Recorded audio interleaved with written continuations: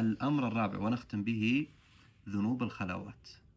يقول الإمام ابن رجب: ذنوب الخلوات أصل الانتكاسات. أسمع الشيخ يقول من أسباب سوء الخاتمة ذنوب الخلوات أصل الانتكاسات، يعني الانتكاسة لها أسباب كثيرة. أصل الانتكاسة ذنوب الخلوات، أي أنك تعظم الله سبحانه وتعالى أمام الناس، فإذا كنت وحدك فتحت باب المحرمات. هذا ما يعني أنك ما تذنب إذا كنت وحدك، لا، احنا ما نقصد كذا. أهل العلم تكلموا فيه أن الإنسان إذا كان وحده أحيانا يضعف، فإذا فعل معصية ندم ويمكن بكى ويمكن صلى ودعا وقرأ قرآن. الكلام ما يشمل هذا، يشمل الإنسان الذي لا يعظم المعصية إذا كان وحده يوم يومين ثلاث أربعة. أهم شيء ما يراني الناس ولا الوضع عادي.